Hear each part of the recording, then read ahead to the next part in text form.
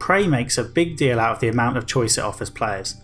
The marketing materials and the game itself use the phrase play your way to describe the experience, which suggests that Prey is going to have that elusive replayability that some players crave. I like games that force the player to make meaningful choices, however the key word is meaningful. Prey constantly offers players choices, but it would be generous to describe them as meaningful or even interesting. The choices in Prey typically revolve around exploration instead of moral dilemmas. For example, you'll come across a locked door and have to pick one of 6 different ways to get inside. None of the choices I made in Prey mattered, but I could live with that if the game offered an engaging experience. It doesn't, at least not for the entire game. I started off playing an interesting survival horror experience which then became a poor first person shooter and eventually morphed into a game of running away from enemies until you reach a loading screen. With Prey, Arcane wanted to give players choices when what it should have been doing was making decisions, namely what kind of game does it want Prey to be. In the end, it's a bit of everything and a lot of nothing. Before I go any further, it's time for your obligatory spoiler warning. This is an analysis video, so I will be going over the entire story and discussing the ending in detail. If you like the look of Prey, then I recommend you play it before watching this video. There are timestamps in the description if you want to skip ahead. Which brings me to the review score. As always, I like to give the score I've awarded the game up front to save you wading through to the end of what I'm sure will be another long video. I'm giving Prey 3 stars out of 5. For context, I don't use half stars and I define a 3-star game as one that is okay. Not bad, not good, just okay. If you're a particular fan of the genre, then you might want to play it, but otherwise you can probably skip it without losing any sleep. There's a written review up on my website which is linked in the description. If you're on the fence about buying the game, then the written review should help. It's spoiler free. I said that you might want to play Prey if you're a fan of the genre, but I haven't said what that genre is. The description I saw bandied around the most was immersive sim, and that's not a genre label I particularly like. What does immersive sim even mean? Most first person games attempt to be immersive with varying degrees of success. I'd say Call of Duty is an immersive sim, but that would be a silly label to apply to the game. After a couple of hours with Prey, I thought survival horror was a better description. However, by the end of the game I have to hold my hands up and admit that immersive sim might just be the best way to describe the game, solely because of the lack of other options. It's not an RPG, it's not an FPS, and once you get past those first few hours, it's not a survival horror game either. Perhaps the difficulty with lumping Prey into a genre is why many reviewers opted to describe Prey by comparison to other games. This is actually a big deal. In video game reviews for most of the big publications, it's typically a written or unwritten rule that you must not compare the game you're reviewing to another game unless it's a sequel, and even then you can only compare it to other games in that series. Comparing games within a review is seen as a huge sin, equal to or perhaps even worse than not living in San Francisco. As an aside, I've always thought the no comparison rule was bullshit. I get the rationale. If you compare a game to another game, then you risk alienating readers who don't know what the other game is. It's a relic of the days when people couldn't watch a video of said game within 3 seconds of reading about it, and I've always thought it was a silly rule. Anyway, rant over. There are 3 games that actually did get mentioned quite a lot in comparison to Prey: System Shock 2, Bioshock, and Dishonored. None of those comparisons work all that well beyond a quick surface level analysis. System Shock 2 has a similar setup and story, but it plays completely differently, with dice roll combat the most obvious contrast. Bioshock looks a lot like an underwater version of Prey. It has a similar art style and the plasmid powers look a lot like Prey's alien Neuromods. However, Bioshock is a relatively linear game. You don't have much freedom in where you go and when, which to be fair is kind of the entire point of that game. For all its failings, Prey at least attempts to be more open in its structure, which brings us to Dishonored. Dishonored is the game Prey most wants to imitate, but it fails in crucial ways that I'll go into in more detail later. To sum up, don't let people's comparisons to other games sway you one way or the other. Prey is its own game, although to be fair I am going to compare this game to Dishonored quite a bit at the end. I'm not going to touch on the original Prey from 2006, however I will put a link in the description for a great video by Noah Caldwell-Gervais where he compares the 2006 and 2017 versions. Before I get started, I just want to give a quick outline for how this video is structured. I'm going to start off talking about the story and some of the game's lore until I reach a natural stopping point. Then I'll discuss the systems in the game like combat, skill trees and resource management. Then I'll go through to the end of the story before rambling on about immersion and the illusion of choice. There are plenty of timestamps in the description so you don't have to watch it all in one go. You start the game by choosing between a male or female version of Morgan Yu. I chose the female Morgan, so I'll be referring to her as female throughout. It doesn't make any difference who you choose as far as I can tell. Morgan wakes up in her bed in the year 2032. You grab a handy little device that will be with you for the rest of the game and listen to a one-sided conversation with your brother Alex. You've been selected to work aboard the illustrious space station Talos 1 and it's time for your first day of training. Alex tells you to put on your suit and head up to the roof. You'll have to get used to these one-sided conversations because Morgan is a silent protagonist. Presumably that's to help with the whole immersion thing, but I generally prefer my protagonist to talk either with or without voice acting. You can look around your apartment and pick up nearly everything that isn't nailed down. Some of the things you can pick up are materials that you can keep, but there's a lot of random junk that serves no purpose. This is 100% nitpicking, but I don't like being able to pick things up if we can't use them in a meaningful way. It ends up feeling like the developers are just giving me shiny new toys to play with in case I get bored. If I can't use a coffee machine or a bar stool, then why let me pick it up? The game is full of these sorts of objects and you can never do anything with them. There are books to read, although as is par for the course, you're only really reading a few paragraphs. Generally, reading extracts of stories is not a good way to get across complicated lore or background, and they end up being dumping grounds for terrible writing. That's generally the case anyway. Some of the books in Prey are worth reading, so I recommend you at least skim read them if you can. They drip feed you with information about the history and state of affairs in the world without introducing a new noun on every line like some games do. Once you're done exploring, you put on your spacesuit and head to the roof where there's a chopper waiting. The helicopter takes you to the TranStar training facility via one of the best credit sequences I've seen in recent years. That's a nice view on the bay there.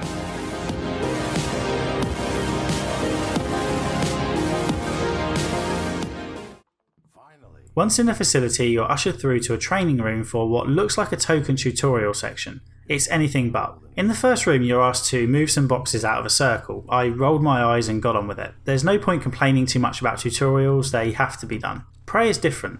I failed the red box tutorial and moved into the next room. There I had to hide, except there was nothing in the room to hide behind, only a tiny chair. Again, there were some disappointed reactions from the people assessing me when I failed the assignment. In the next room, you're asked to move over an obstacle and press a button.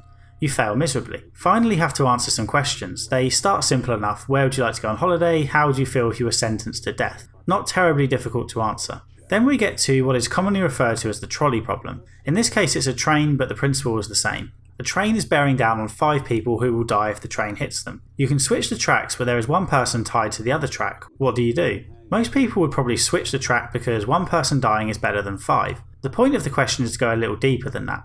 It's easy to say in theory that you would switch the tracks to ultimately save 4 lives, but then your action causally leads to the death of one person.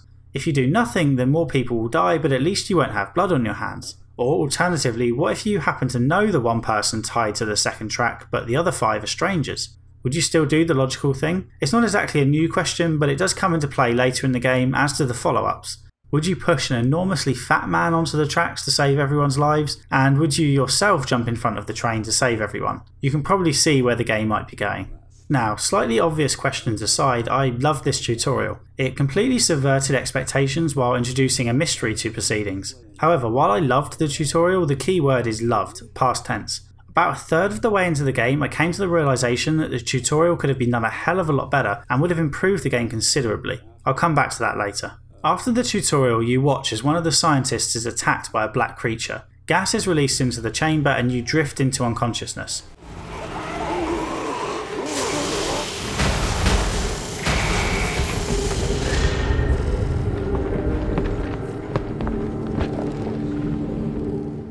You wake up in your bed and start the day as if nothing had ever happened. There's no call from Alex this time. Instead you get a call from a woman called January who helps you to escape. You leave your apartment again and find that the technician that was working in the hall is now dead. You can't go anywhere and the only thing you can pick up and use is a wrench.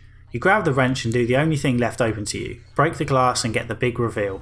You were in a simulation on board Talos 1 the entire time. Oh, and it's actually 2035, not 2032. The helicopter ride was part of the simulation, which you might have noticed if you were incredibly observant. Look at this part of the helicopter ride again.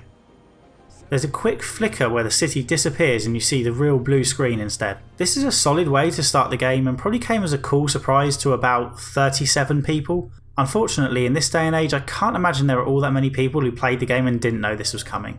Prey now starts to open up and we're introduced to the play your way mechanics. By the time you make it to the lobby, you'll know that there are multiple different ways to get through doors and that most of them will be so obvious you have to try to miss them. Let's start with a computer you come across early on. You don't know the password and you won't be able to hack it yet. Fortunately, the password is left on a sticky note attached to the computer. What does this tell you? It tells you that there's not much need to hack computers because you'll usually be able to find a password nearby. An identical situation pops up within the first hour. I appreciate that this is early in the game and that it won't always be this easy, however I still believe this is a bad message to impart early on. The game is terrified about locking players out of content, so it always makes the content accessible in multiple ways. The message isn't that you're going to need hacking skills to use password protected computers, it's that hacking might save you a couple of minutes of hunting around an office, even though you were probably going to do that anyway while gathering resources. In case you played the first hour without realising that you can play your way, a screen pops up that literally tells you to play your way. You have to get past the door, you can get the keycard or look around for an alternative route. The thing is, the keycard is laying right there on one of the nearby tables. I'd be amazed if anyone managed to find an alternative way past the door without first stumbling onto the keycard. Looking for a secret route requires exploring. If you explore, you'll find the card. Either way, I don't feel like I'm playing the game in two different ways. We don't have any skills yet, so this introduction doesn't help us make a decision about the sort of character we want to become.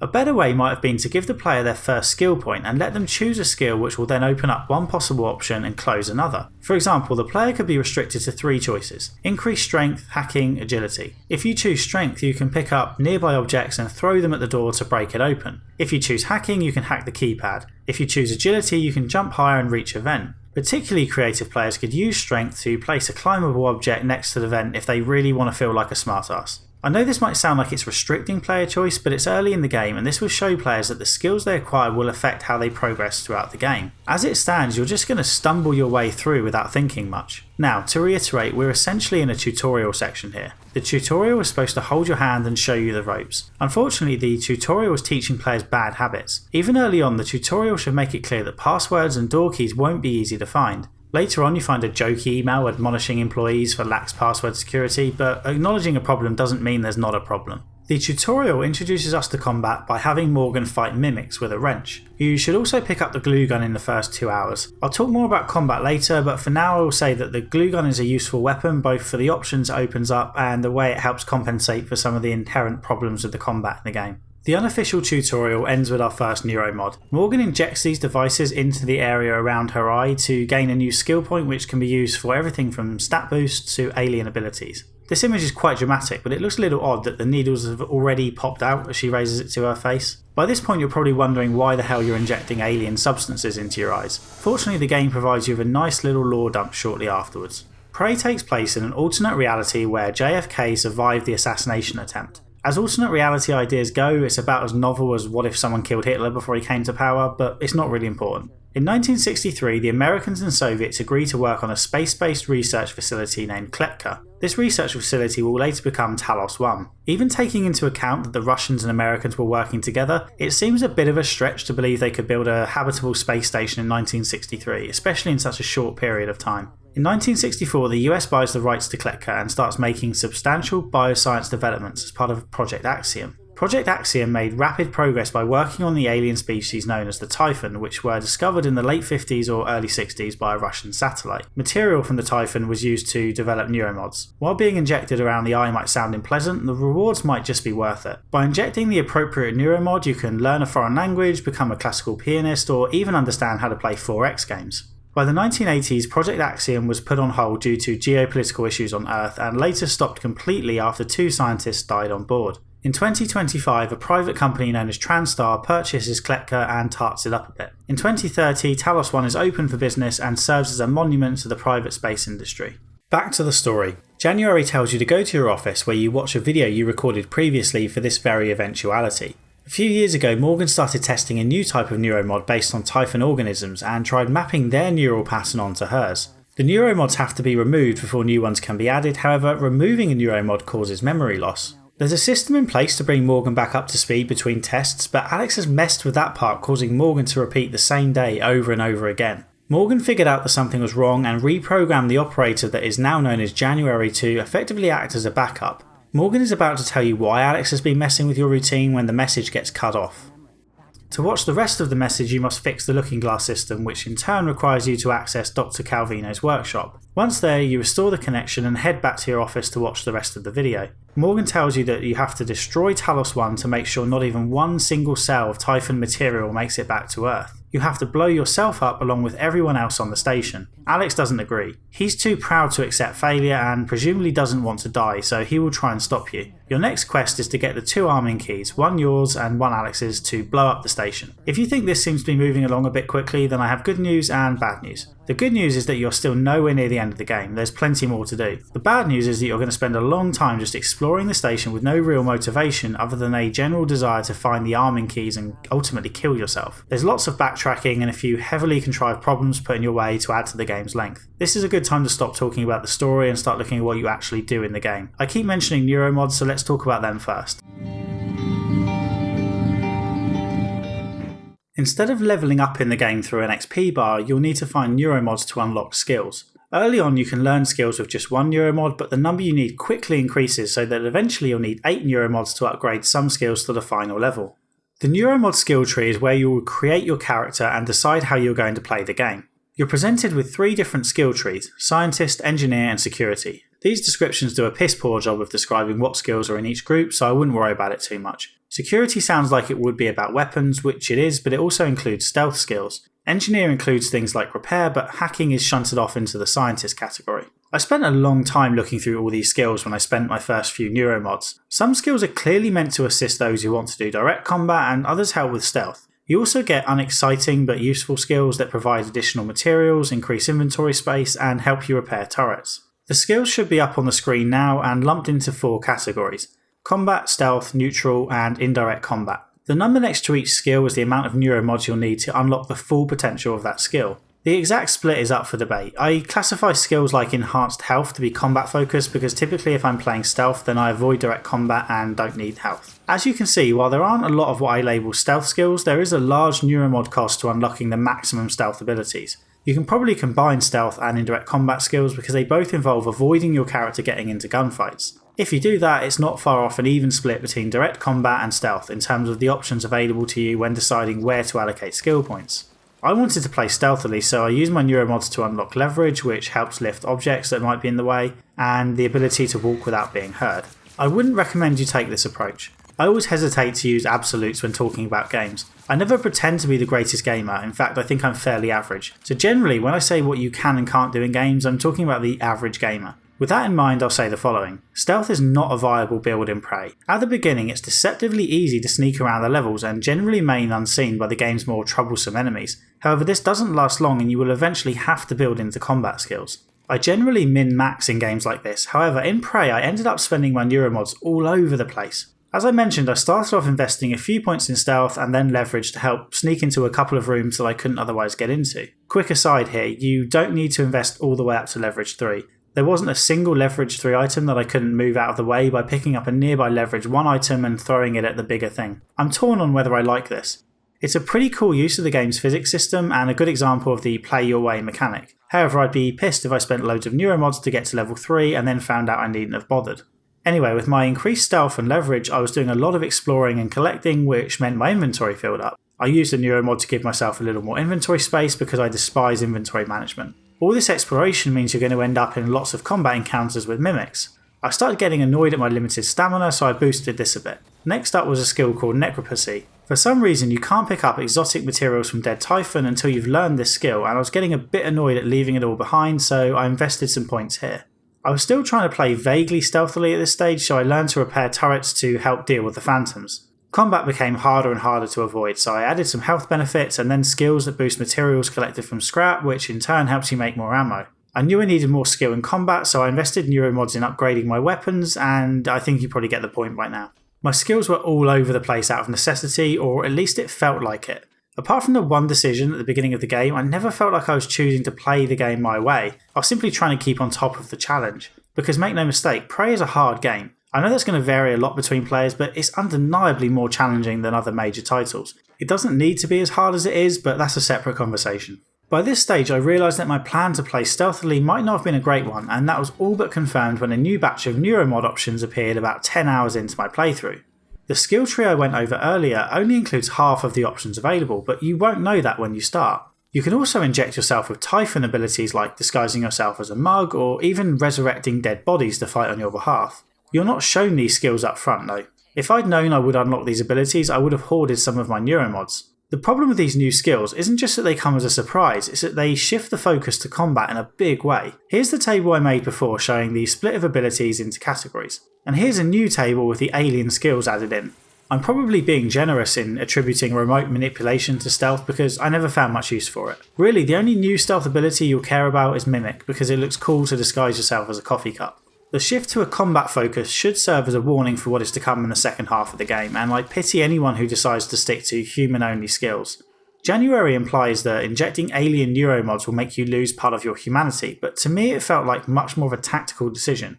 If you inject enough of them, then the turrets will detect you as alien and shoot on sight. I decided this was a risk worth taking because most turrets I came across were already destroyed by phantoms anyway. Once I stocked up on some offensive alien skills, the combat became a lot more bearable. Firing shotguns into black blobs felt unsatisfying, but there's no frame of reference for alien skills such as Psycho Shock or Electrostatic Burst, and as such it doesn't feel so frustrating to use. I mentioned earlier in the video that while I loved the tutorial when I played it, I ended up annoyed that Arcane didn't do it completely differently. There are a hell of a lot of skills to pick from in Prey, but half of them are kept secret from you until you've already spent a large chunk of Neuromods. The game also pretends that stealth is a valid way to play the game from start to finish, and it's really not. If the tutorial had shown me what powers I would get to play with later in the game, I might not have wasted so many of my precious Neuromods on stealth skills that I'd barely used. The weird thing is, the introduction of the story lends itself perfectly to a better tutorial. At the start of the game, Morgan is experimenting with alien neuromods. The neuromods are then stripped out and she loses her short-term memory. Morgan is supposed to go through a short recap where she's brought up to speed on her lost memories, however Alex is messing with that so she lives the same day again and again. This story could have been used to introduce players to a sample of the alien skills they would get later in the game. Arcane doesn't even need to think up an excuse for why the powers are later stripped away because that's already part of the story. Let's imagine that the game starts in the same way it already does, with Morgan waking up in her room and taking the helicopter ride to the training centre. Once there, you do a test as before, except the game tells you to use a skill, say Mimic, and you pass with flying colours. The game then fades to black and suddenly you're in another test chamber. You've skipped forward to test 5 and have no idea what just happened. You complete another test, let's say Psycho Blast this time, and then skip to the end where you're congratulated on completing all 20 tests. You as the player are left wondering why there are weird gaps in the timeline. You wake up the next morning, except you skip the helicopter ride and are suddenly on test 4 and then test 15. You could even black out in the middle of one of the tests. The idea is to give the player Morgan's faulty memories and make them experience it instead of just being told about it. I know this isn't entirely consistent with the current story. Morgan can't remember anything when she wakes up in the morning, whereas the player will clearly still have memories of the tests they did the day before. I still think it's an improvement just due to the way it lets you experiment with the skills before deciding which approach you're going to take. A further change I'd make is to allow you to acquire alien neuromods from the start. There's not much point in keeping them separate, and the narrative linked to them popping up is trivial at best. I mentioned that you're going to be doing a lot of combat in Prey, so let's see what that looks like. Your first experience with combat will see you armed with a wrench going up against a Mimic. Mimics are creatures that can disguise themselves as small objects such as mugs or chairs, which creates the potential for some damn good jump scares.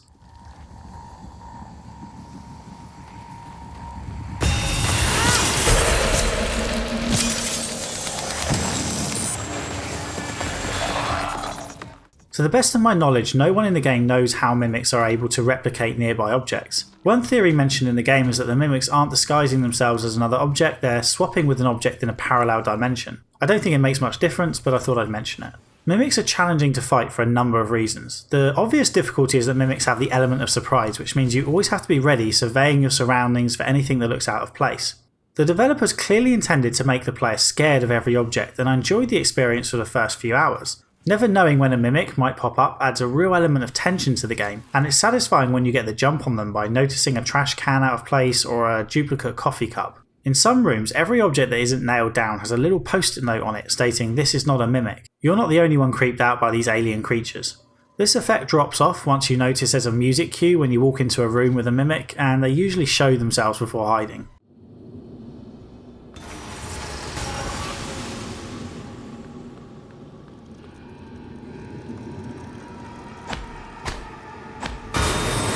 Unfortunately, if you're not able to get the jump on Mimics, you're going to have a rough time.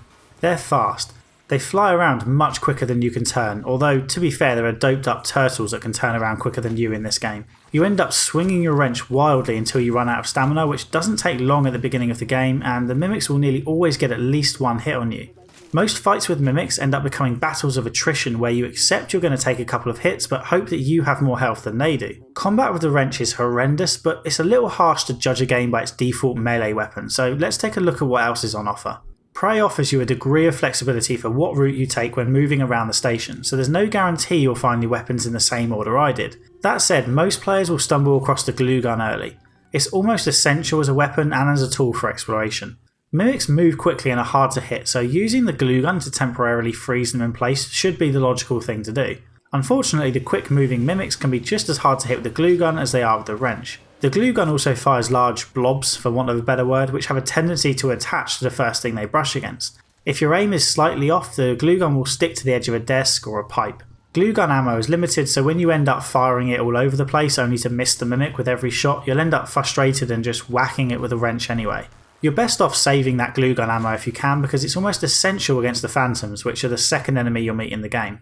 You can avoid some of the early phantoms, but at some point you'll need to take them on. There are different types of phantom, but they can all move quickly and deal heavy damage. The glue gun might buy you time to hide or get a few shots in without them being able to retaliate. You'll need more than just a wrench and a glue gun to get through the game. The familiar pistol and shotgun are going to be your main damage dealers, and they show up just how slow and unresponsive the combat is in Prey. Swinging a wrench around is one thing, but any gamer who's played a few first-person shooters is going to have expectations for how these guns should feel to shoot. You might feel these expectations are unfair given that Prey is not attempting to be Battlefield, but that's besides the point. If the game is going to give you guns, it should make them fun to use. The lack of a zoom down sights option is a painful mission, and aiming is ridiculously sluggish. I turned the sensitivity up, but it didn't help a great deal. There is also a stun gun and a bow that shoots foam projectiles which can be used to distract enemies. The Q-beam was the last gun I found, but it's probably the most powerful. You have to keep the beam trained on the enemy until a bar fills up and they explode. You can't be all that precise with the weapons, but you don't need to be. I'm not sure which decision came first, the decision to have no aim down sights or to have enemies with no meaningful weak spots. Phantoms and other large enemies soak up a ridiculous amount of bullets and never so much as stagger when you unload 4 shotgun blasts at their midriff. Of course, there's a suitable lore reason for why the enemies are so boring, but all the lore in the world doesn't change the fact these fights are exactly that, boring. There's no cover system, so fights just end up being battles of attrition. Who's got the biggest health bar? In the case of phantoms, probably not you. You'll need to get the upper hand by freezing them in place first, and don't even think about reloading once they've detected you. There are a few other cool gadgets that are worth mentioning. The recycling charges can be used to suck in and recycle materials that might be blocking a door, but they can also be used to kill enemies. I never had enough of them to make this a valid long-term tactic, but they did get me out of a few tight spots. There's also devices that nullify Typhon abilities or lures to get them out of the way, and it's all easily accessible on the weapon wheel. For about 3 to 4 hours I put up with the combat limitations because I didn't see the game as predominantly combat focused. I had a great time sneaking around and jumping out of my seat when mimics appeared out of nowhere. I snuck past the phantoms and treated the game like a survival horror experience. If I absolutely had to fight, I placed some turrets and lured the enemies into their path. I enjoyed it. Unfortunately, as time went on it became much harder to play the game this way.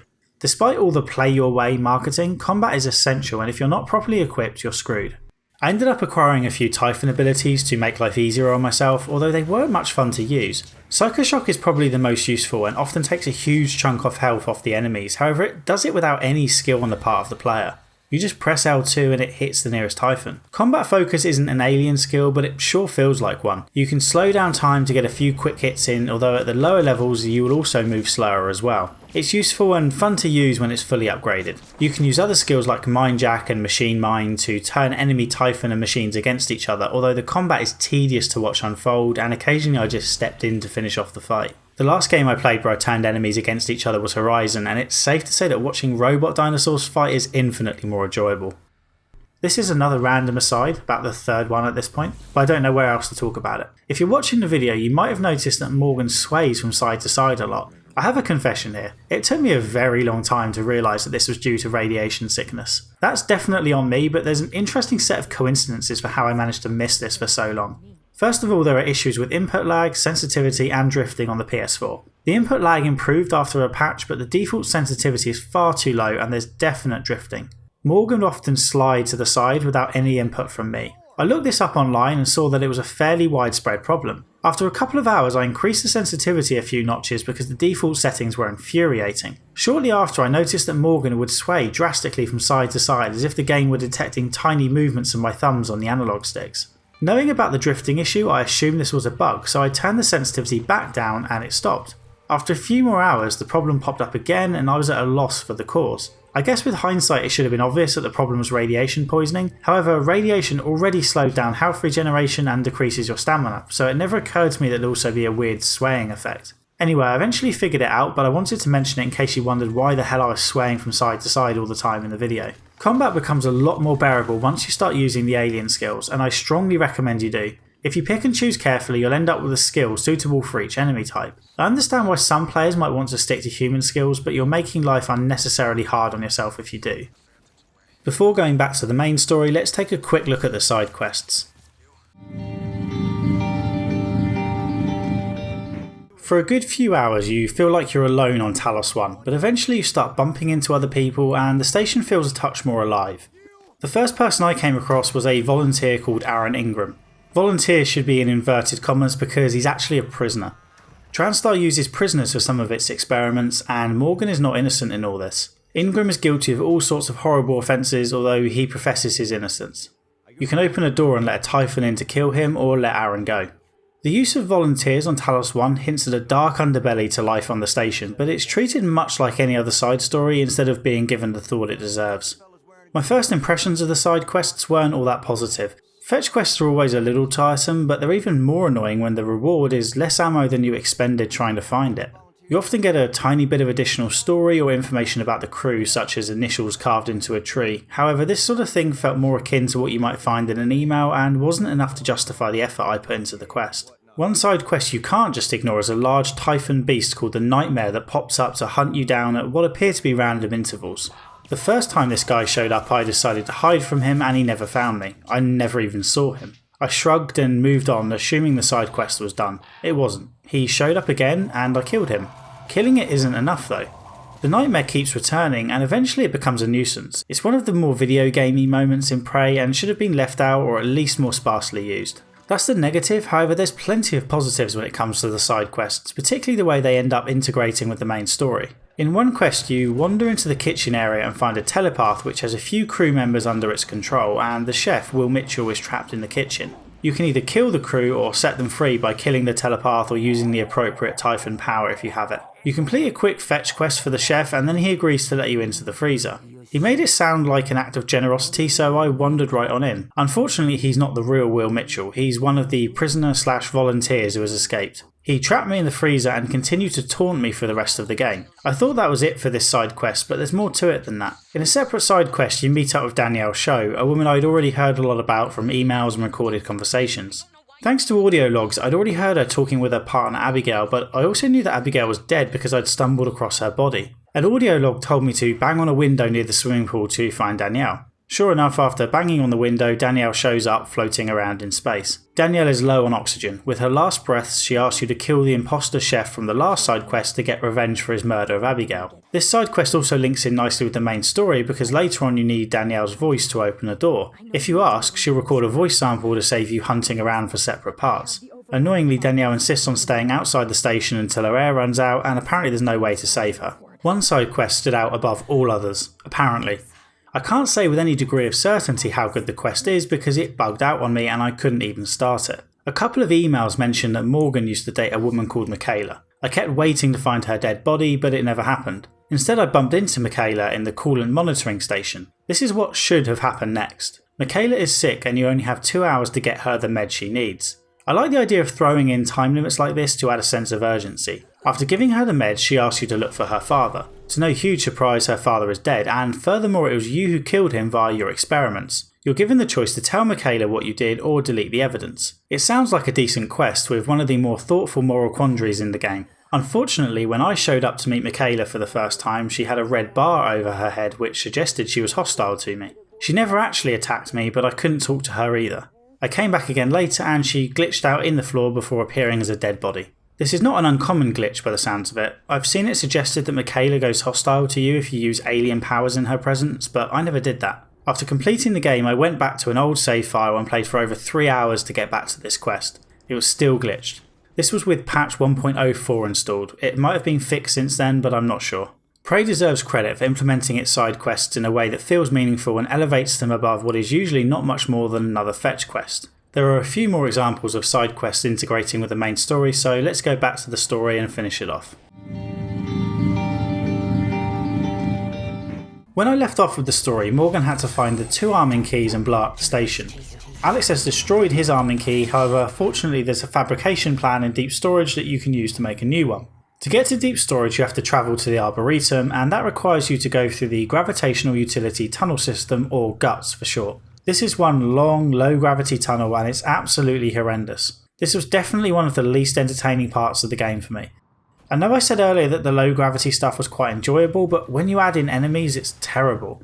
The combat is already unresponsive and clunky, so combine that with spinning around in low gravity and you have a mixture for disaster.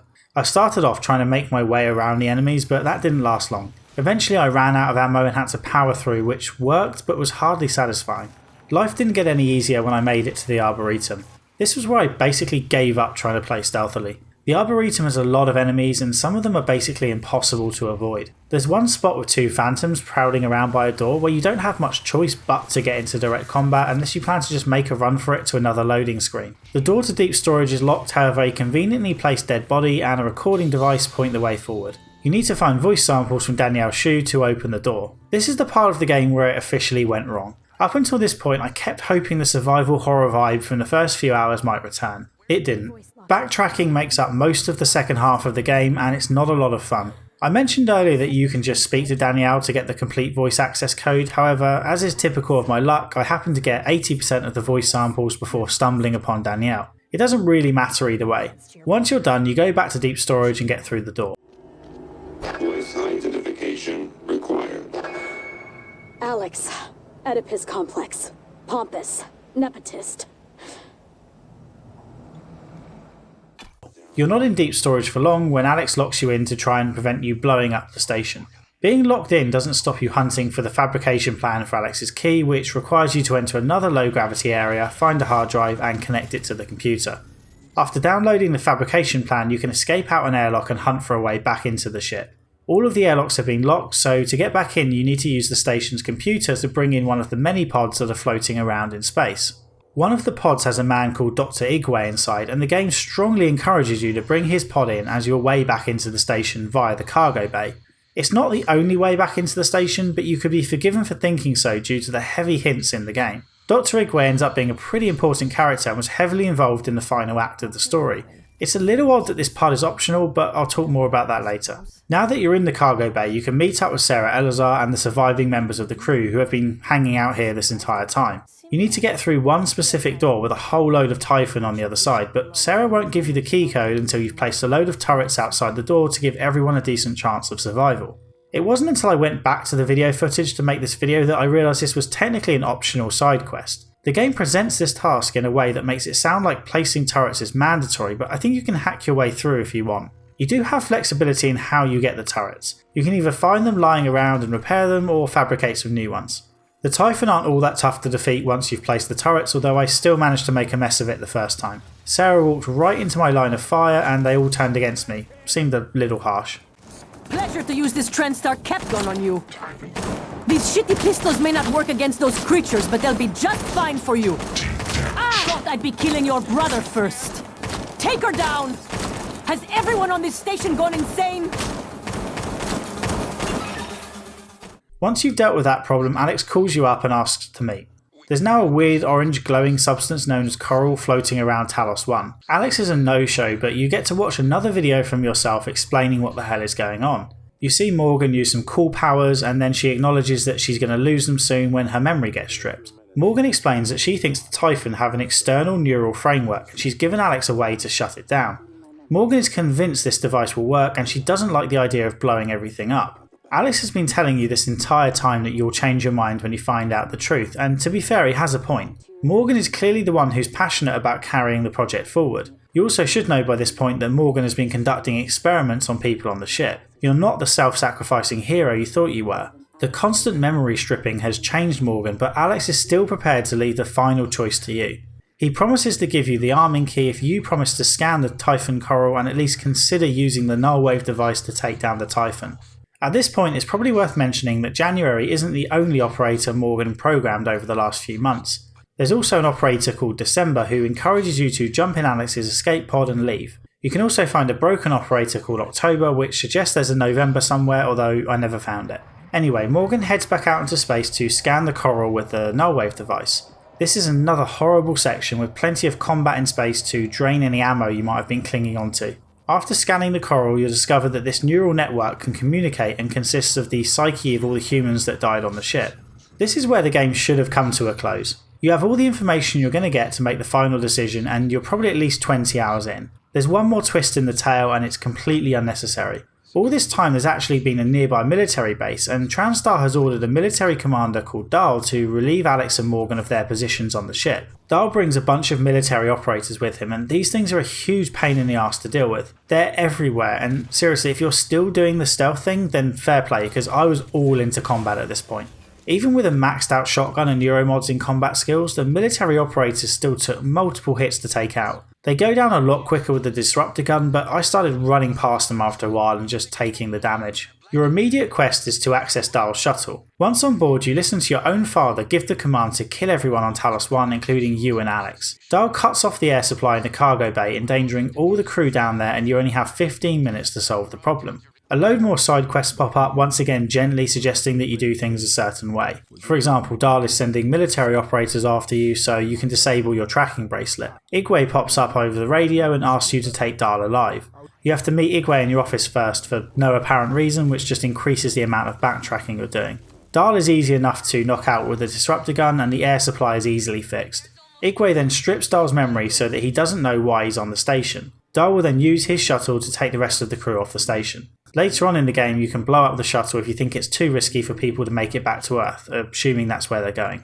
Once Dahl is out of the picture one way or another, you can meet up with Alex for real this time. Prey gives you a decent amount of freedom here. You can straight up just kill Alex and steal his arming key if you want. Assuming you let him talk, he tells you about his desire to take the limelight away from the Transstar board of directors. He has evidence that shows the coral is broadcasting a neural signal, a secret message to the stars, and he wants to find out what the message is and who is listening. He gives you a fabrication plan for a nullwave device that will eliminate all the Typhon and allow the ship to survive. The second you take the plan, a massive Typhon thing called the Apex attacks Talos 1. The Apex messes with the gravity on board and starts working its way into the ship. It also does a hell of a lot of damage if you get too close. Alex loses consciousness, but you can save him by dragging him to a nearby safe room and closing the door. We are now finally at the end of the game. You can either arm the self-destruct system or create and activate the nullwave device. I'll talk more about the merits of this actual choice later. Whichever one you choose, you're going to have to do a fair bit of backtracking. The large Typhon thing will bug you wherever you go, but I just kept running and ignoring everything I possibly could. I wish I could tell you this was due to my excitement to see the end, however it was much more about my apathy towards the game's combat. Let's talk about the self-destruct ending first. You slog through more enemies to arm the device and then return to your office to activate it. Alex is there and will make one more attempt to change your mind, but January zaps him unconscious. As she points out, it doesn't really matter because everyone's going to die anyway. Before the station explodes, you hear Dahl talking to January as he boards the shuttle and leaves. In my version, Dahl had crew members on board with him, so I'm not sure why January didn't try to stop him leaving, given she's so concerned about the risk of Typhon material making it back to Earth. There's a post-credit sequence, however it's identical to the post-credit sequence you get when you do the other ending, so I'll just talk about it then. If you choose to activate the nullwave device, you have to kill January because she locks you out of the system. Once that's done, you place the device and activate it, killing all Typhon on the station and the surrounding area.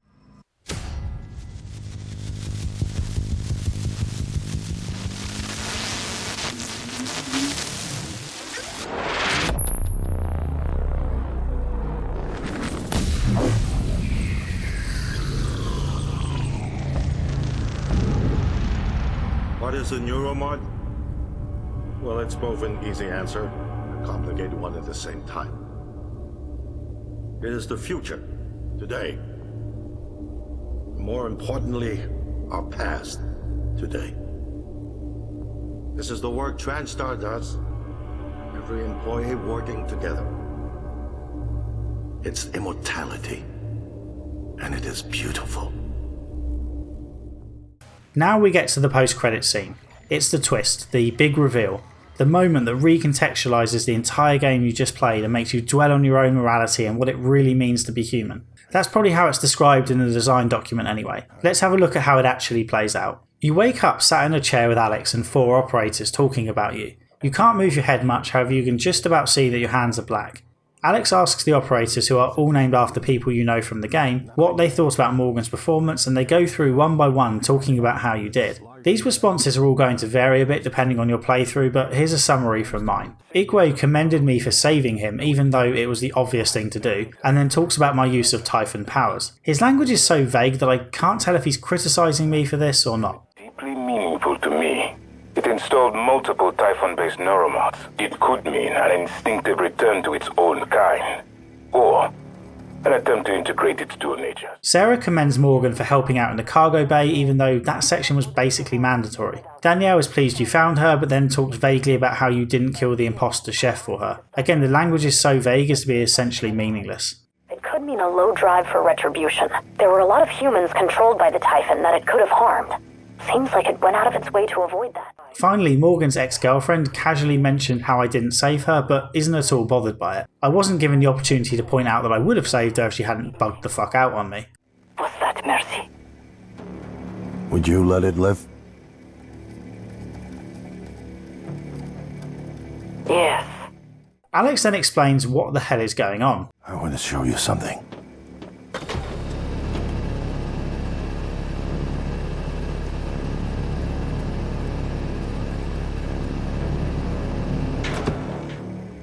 What you experienced was a reconstruction based on Morgan's memories.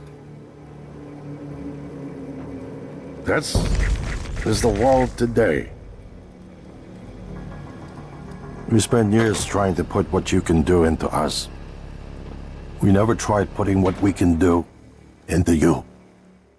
You're not Morgan at all, you're a Typhon. Alex implanted Morgan's memories in your head and made you relive them as a simulation. The Typhon have already taken over Earth and it's in a bad way. Alex explains that after years of trying to put Typhon powers into humans, they finally decided to do it the other way around. This was a test to see how Typhons would react. Would they behave like a real human? Can your character be a bridge between the species? You're given one final choice. Alex offers you his hand and you can either shake his hand or kill him. Either way, the game ends for real at this point. This last decision is so silly that I'm going to assume it's just a joke and not get too hung up about it. So that's it. It was all a simulation.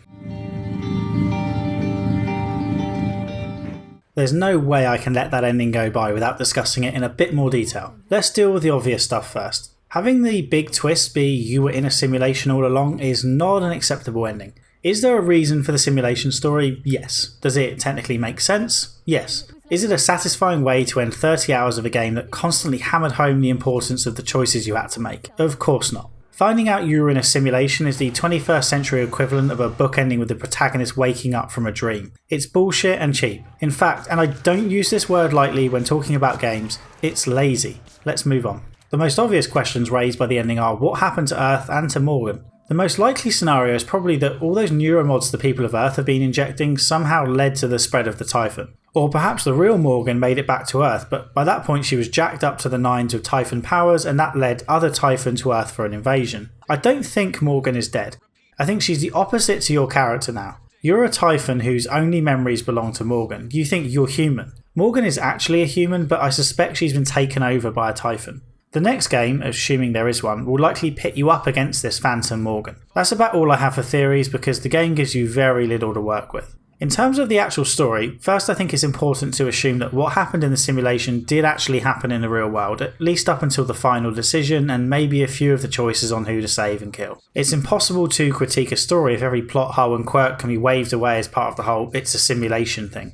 It's tempting to think about what is real and what isn't. The whole bit at the beginning about Morgan losing her memories is incredibly convenient. The entire experiment doesn't really work if you as the Typhon have all of Morgan's memories. Real Morgan's amnesia is crucial to the simulation which wouldn't have worked without it. Does that mean the memory loss is a lie to help the Typhon accept being a blank slate? Or is it one hell of a coincidence? Real Morgan had to be losing her memory and having her memory stored or none of this works. Speaking of which, Morgan tells you that she loses her memories when the Neuromods are removed. I got the impression they were permanently lost. If they can be put back into the Typhon, then why couldn't they be put back into Morgan? Like I said, the story really falls apart if you start questioning what is real and what is just part of the simulation. Beginning a story with amnesia is already a bit of a cheap tactic by itself, but combining amnesia at the start and then a simulation at the end just doesn't work. At its heart, Prey is a relatively simple story of an alien life form taking over a ship and the attempts by humans to get off the ship or blow it up. There's nothing wrong with that as a premise.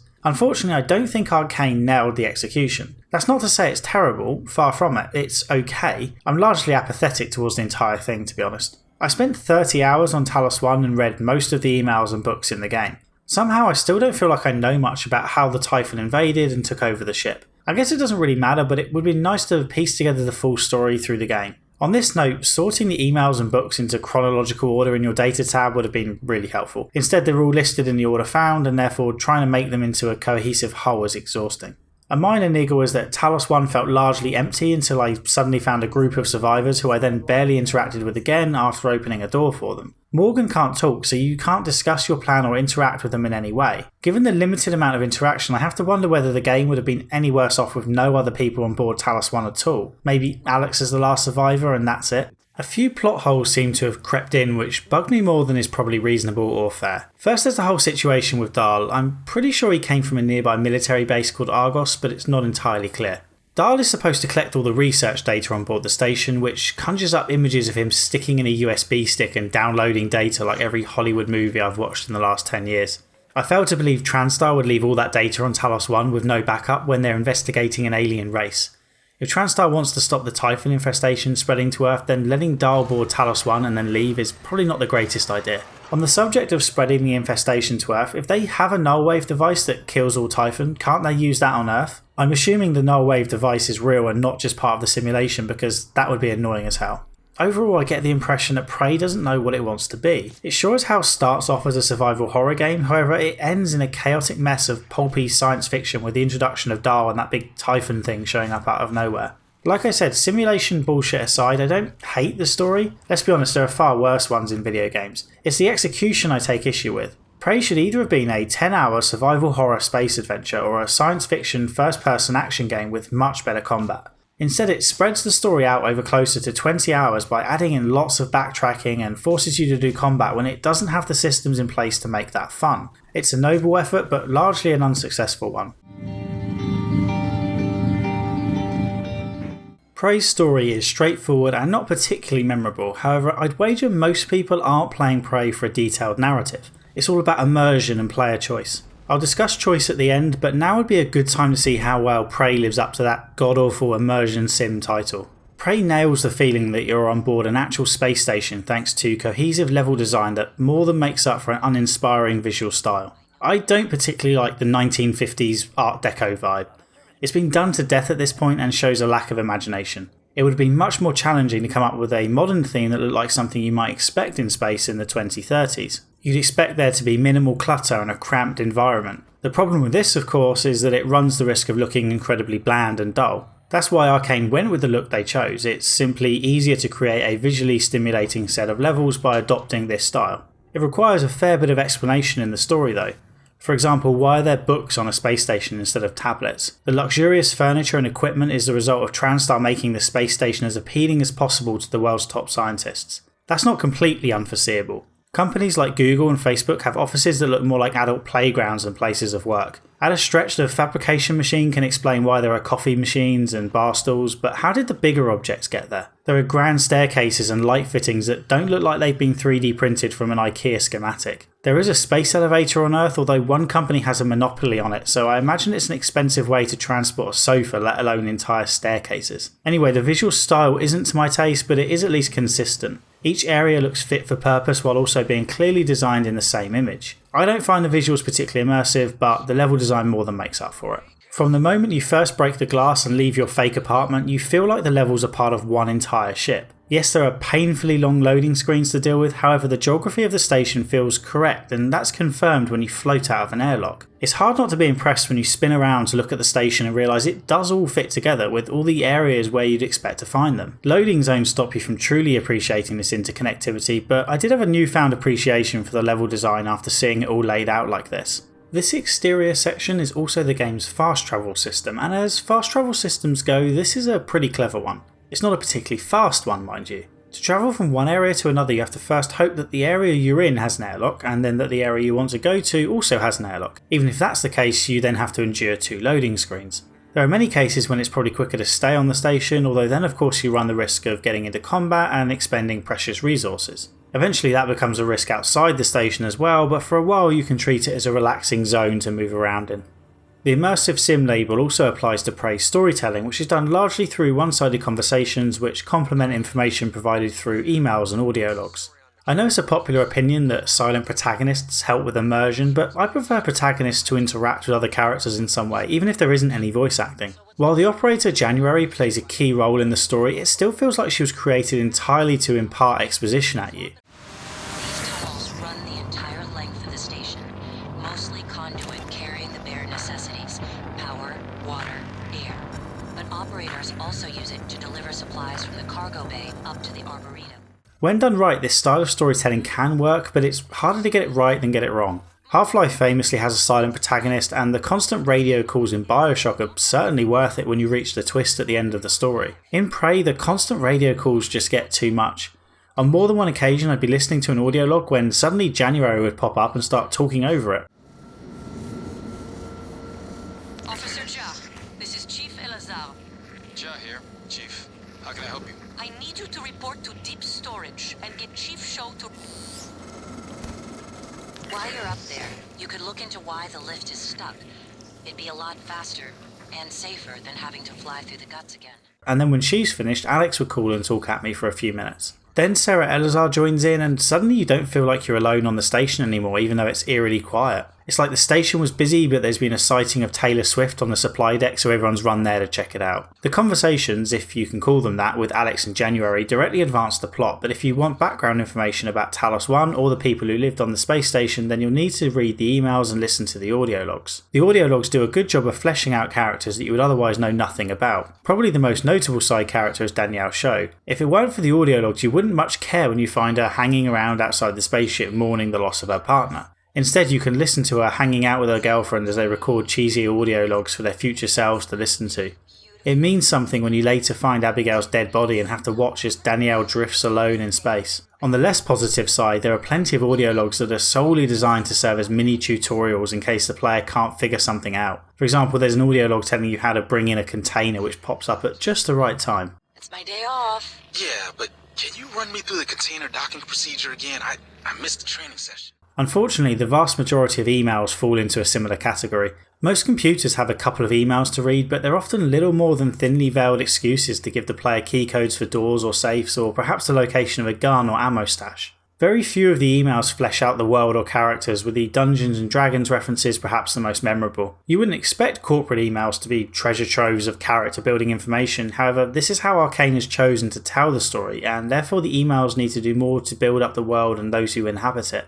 All the audio logs and emails in the world don't replace actually seeing characters living their lives on board the ship, and therefore video footage or flashbacks would have been far more effective in making Talos 1 feel real and having us empathise with the characters we meet. Flashbacks would fit with the story. There could be faulty parts of Morgan's memory that got injected along with the necessary parts for the simulation. Security camera footage is another option, although it wouldn't be as effective. One thing that can't be understated when it comes to immersion is the system for recycling scrap and fabricating supplies. During Prey's early hours, when you're carefully walking down the corridors, twitching at every shadow and jumping at every sound, you'll have to carefully manage your supplies because you'll always be in danger of running out. I found myself short of all types of ammo, health kits, suit repair kits and spare parts. I picked up everything I could, and even that wasn't enough. Part of the problem is that by exploring you encounter typhons which make you use up precious health and ammo, so whatever you find is just replacing what you lose. Even when you do get fully stocked up, you might hit a stretch where you don't find any replacement ammo or health packs for some time and be on death's door with no way out. This is where the recycling and fabrication machines come in. All the junk you pick up can be dropped in the recycling machine and turned into materials. Those materials can then be shoved in the fabrication machine and used to make most of the consumable items you'll need in the game, assuming you have the fabrication plan for that item. You can even make weapons, although you'll likely find the weapon before you find the fabrication plan anyway. Perhaps most surprisingly, you can develop more Neuromods, and you'll likely end up with an abundance of them by the end of the game. Having two separate machines for all this felt like an unnecessary extra step, but the recycler only takes a few seconds to use, and it does make more sense to feed blocks of pure material to the fabrication machine instead of random bits of scrap. It is annoying when the machines aren't together though. While they usually come as a pair, there are many occasions when you'll find a recycler without a fabrication machine and vice versa. This is a real pain in the arse and means you'll either have to backtrack to find the other machine or venture forward and hope you'll come across one soon. There's a good chance you won't come across one soon because there's not a ton of these machines lying around. I once found myself with only 25% health and no ammo or medkits. The only fabrication machine nearby required me to get past 3 large enemies, all of whom seemed to spot me on sight the second I entered the room. I ended up running for a door that I knew would trigger a loading screen and then going back into the same room and just about making it to the fabrication machine without being spotted. It wasn't a great deal of fun. This shortage of resources suits the game well for a few hours, maybe as many as 5 or 6. I usually hate resource management, but if there's one genre it works for, it's survival horror. The problem of course is that Prey doesn't stay a survival horror game for very long. Combat becomes unavoidable, and when you have to start gunning down rooms full of phantoms with your pistol and shotgun, you're going to constantly run out of ammo. This all makes the game quite challenging. Even when you have the resources you need, you won't breeze through the enemies, and when you can't use your gun or weapon of choice, you're going to struggle. Prey isn't easy, and I'm not sure how I feel about that. The challenge to stay out of sight is one thing, but the amount of damage you take in combat is a touch ridiculous, and combined with potential shortages of resources, you can end up getting yourself into situations that feel almost impossible to escape from. I'm not entirely sure the game needed to be this difficult. The combat isn't tight enough for the challenge to feel fair like your typical Bloodborne or Dark Souls experience. The more enemies become unavoidable, the more the game frustrates, and not in a way I found particularly enjoyable. Many enemies could have been removed without it negatively affecting the experience. Corrupted operators are probably the best example, and I never want to see one of those military operators ever again. Balancing difficulty and immersion isn't easy. On the one hand, being intimidated by the game's more challenging enemies is important to keeping you immersed. However, save scumming is immersion breaking, and I definitely found myself slipping into that every now and again. Overall, Prey does a decent job of living up to the immersion sim label for half the game when things are kept simple. It's the second half of the game when things start petering out. When the game shifts from sneaking around to all-out combat, Prey starts to feel like a generic and somewhat dated attempt to copy Bioshock almost 10 years after that game's release. I simply couldn't stay immersed for the entire 30-hour experience, and as that immersion dropped off, so did my enjoyment.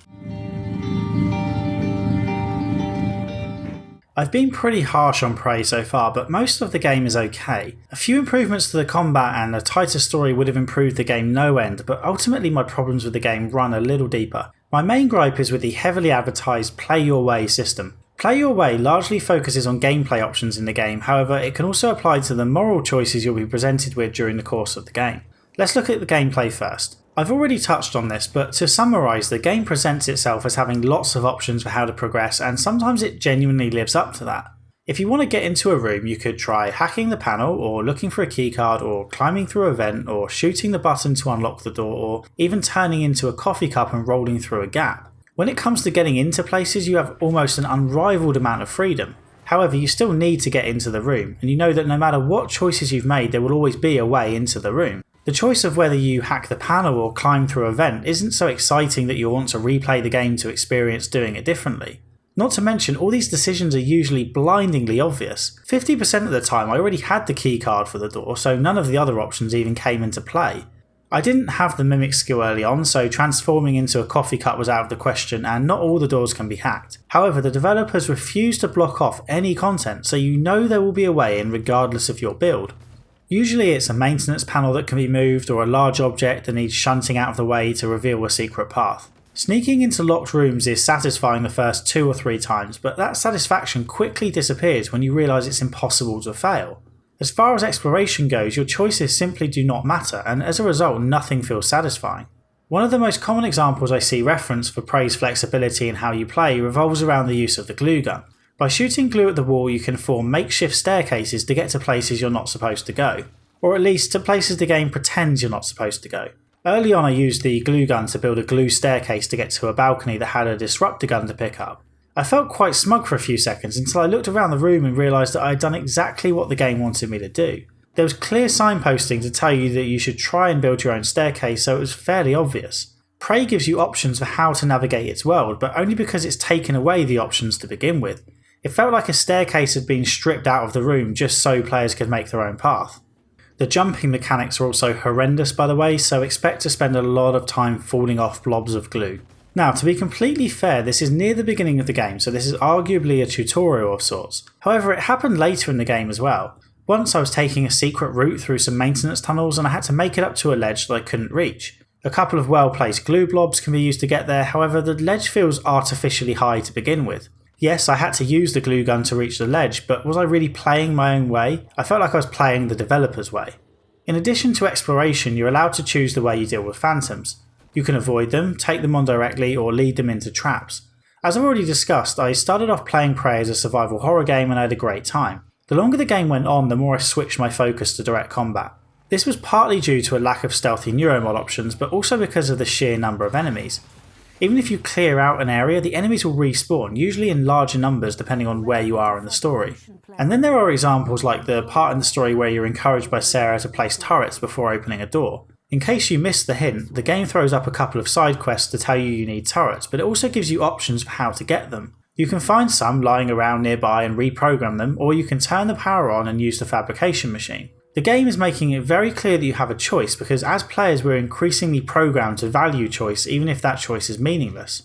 I can't imagine anyone's going to replay the game and be all excited when they get back to this section due to the ability to find the turrets in a different way. This choice is not really about providing different ways to play, it's about making sure you don't get locked out of any content. The game is worried that you might not be able to reprogram the turrets or that you might not have enough materials to fabricate new ones. This further reinforces my belief that Arcane doesn't have the confidence to punish and reward players for their choices. Just like how you will always be able to get into a room no matter what skills you've picked, you will always be able to place some turrets by the door if you want to. Obviously you don't have to play the game the way I did, but the more I think about it, the more I'm sure that most people would have played the game this way. Now I know that's a silly thing to say on a YouTube video. I'm going to get a bunch of comments from people saying they didn't play it the same way, and that's fine, but I'm convinced there's some truth in this statement. Early in the game you're given the tools to take on mimics, but you're going to struggle against the phantoms. Playing stealthily is the only sensible choice here. There's an abundance of ways to avoid phantoms, so you have to actively decide to go up against them. The lobby area is a good example. You can move around the entire area without being seen, so long as you stick to the top floor. I honestly can't imagine many players going all glue guns blazing in the early hours. The more you play, the harder you'll find it to stick to this stealthy approach. It's easy to avoid a couple of phantoms on the ground floor by sticking to the roof, but when there are weavers and telepaths floating around, it becomes a lot harder to be stealthy, both in terms of the skill and patience required.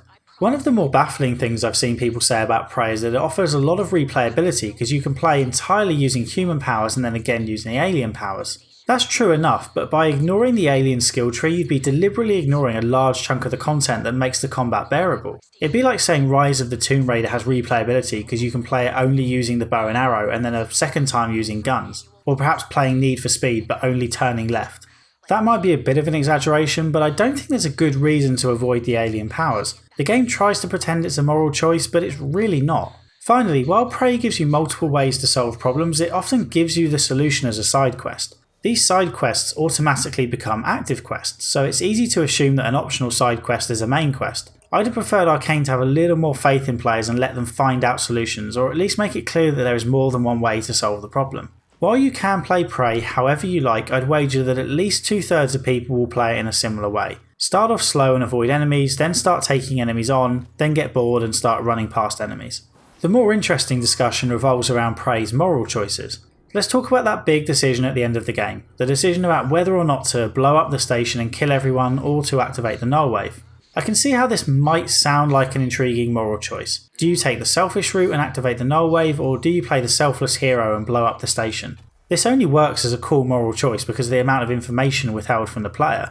Why is using the null wave a risky move? Surely if everyone stays on the station then there's no risk of the Typhon making it to Earth. Can Alex and Morgan work on a way to defeat the Typhon while on board the ship? January tries to convince Morgan that blowing up the station is a sensible choice, but it sounds kinda stupid. Sure, you kill all the Typhon, but there's every chance they could come back, especially once the coral neural network is active. If Earth is already in trouble because people have been injecting Typhon material into themselves, then Alex and Morgan might be Earth's best chance of survival. Killing yourself isn't heroic, it's stupid. Or is it? I don't know because I don't have anywhere near enough information. The self-destruct solution also makes a mess of the side quests. As January points out, why bother saving people if you're going to use the self-destruct anyway? If I was role-playing as a character who had decided to use the self-destruct, then I wouldn't give a crap about saving people. What's the point? I'd just be wasting my time. I could even go on a killing spree for shits and giggles, just call it target practice. But then, at the end, I'd be judged as an arsehole. The final insult is that neither choice is bad, and you get an identical ending anyway because of the whole simulation bullshit. The only bad ending is taking the escape pod and leaving early. I like that you can do this, but it's clearly a failure state and you'll want to reload a save to play the rest of the game. Even the scene where the operators judge you at the end is underwhelming. So long as you complete a couple of side quests, you'll get praise and be told that the experiment was a success. I've looked at the trophies for Prey, and at the time of writing it looks like the vast majority of players who've completed the game achieved the gold trophy for having high empathy, and I'd imagine most of them did it without even thinking about it all that much. The side quests attempt to test your morality. Do you kill the imposter cook, for example? It doesn't matter much either way. I didn't, but only because I couldn't find him and I'd lost interest in some of the side quests due to the bug on the Michaela quest. I got praised for showing restraint anyway. I also got praised for saving Igwe, but it looked like the only logical solution at the time. I didn't care about him, I just needed to bring in a piece of cargo to get back into the ship. I'd have had to have gone out of my way not to rescue him. Then there's the Neuromods. When you first get the opportunity to use alien powers, you're warned that turrets might detect you as alien and fire. You're also warned about the dangers of injecting yourself with a foreign substance.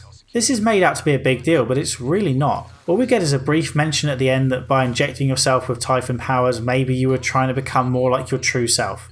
That's it. I've made it most of the way through this video without making comparisons to other games, but I can't talk about the moral choices in Prey without talking about Dishonored, a game also developed by Arcane. Dishonored does a much better job of implementing meaningful moral choice throughout the game in a way that impacts the ending.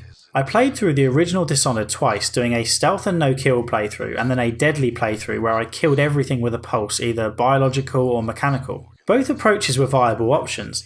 Stealth was more challenging, but it was always possible. I never felt like the game was nudging me towards combat. When I had skill points to spend, there were plenty of stealth choices available, including things like the ability to pause time. Even at the end of the game, there were skills I hadn't had the opportunity to acquire and wanted to use. There were also plenty of combat skills available, so if you want to kill everything you can, and you can get bloody creative with it as well. If you search YouTube, you'll find videos of people pausing time, taking over enemy bodies and then moving them in front of bullets, and loads of other flashy stuff as well. The actual combat has similar problems to Prey in that you're often just swinging wildly, but my god, there are so many more entertaining ways to kill people in Dishonored. You can also utilise combat and maintain a no-kill playthrough thanks to all the non-lethal takedown options. Exploration in Dishonored felt a lot more satisfying, but that's in part down to the environment.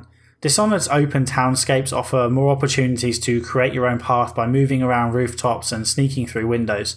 It's not Prey's fault that it's set on a space station, but that does limit the freedom of movement. That's how the gameplay differs, but it's the moral choices where Dishonored really shows Prey how it should be done. A non-lethal playthrough is clearly considered the good ending, whereas murdering lots of people gets you a bad ending. The impact is even felt before the ending. If you kill people, the streets will start to swarm with rats and there will be plague victims everywhere to make life more difficult. Let's compare this to Prey. In Prey you have a game that is clearly not intended to be played stealthily the entire way through. Only a small percentage of the skills are appropriate for stealth builds, so you'll quickly be looking to dump neuromods elsewhere. Some skills from Dishonored would have been welcome here, such as the ability to freeze time. You can slow time in Prey, but time slows for you as well as your enemies, and it's called combat focus, so it's clearly intended for combat. The combat itself doesn't feel anywhere near as satisfying. You can't pickpocket a phantom or choke them unconscious. You either have to shoot them until they're dead or run past them. As for moral choices, I'm not sure there are any. I've explained why I don't like the ending choice, but it's the lack of impact during the main game that is most obviously missing. Nothing changes based on your decisions.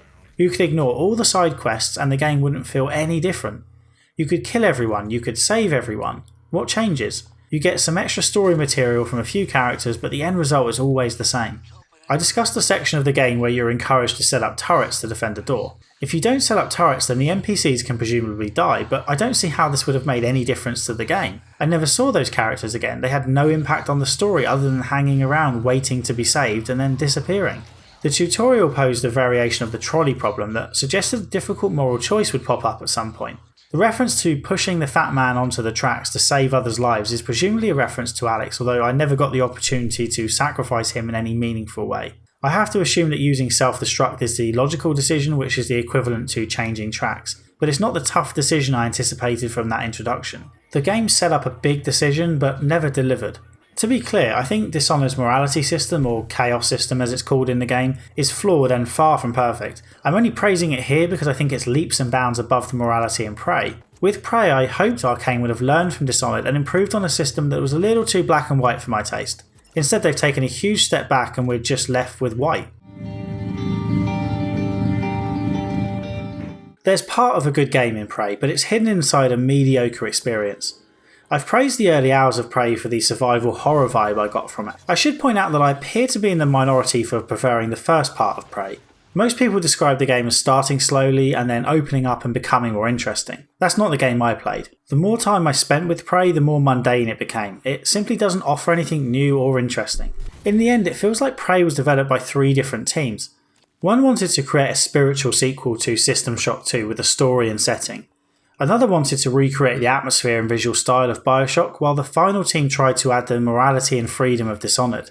The collective whole is as disjointed as you'd expect from that description. It's a shame because you can't deny the effort Arcane put into developing the game. I'm of the opinion that no major developers are lazy. I've been critical of Mass Effect Andromeda, but you can't produce a game like that if you're lazy. Every big game requires a hell of a lot of hard work. Arcane went above and beyond in trying to develop a believable space station and a sandbox environment for players to explore. I happen to think they made a bit of a hash of it, but I admire the attempt. Part of the problem is presumably the way Arcane split its development team in 2 after the original Dishonored. One team made Dishonored 2 and the other made Prey. It's a shame because more influence from Dishonored would have made Prey a much better experience. I've linked to a GameSpot video in the comments which goes into more detail on the development of this game and it's well worth a watch. And that brings me to the end of this video. As always, if you like the video, hit the like button and maybe consider subscribing and sharing. If you hit the bell icon next to the subscribe button, then you'll be notified whenever I post a new video, which isn't all that often. You'll get 2 notifications a month at most. The next game I'm going to play is What Remains of Edith Finch, but it's too early to know if I'll do a video on that yet. I also need to tackle Persona 5 at some point, but don't expect a video on that monstrosity anytime soon. Feel free to leave suggestions or questions in the comments and I'll respond if I can. Okay, thanks for listening.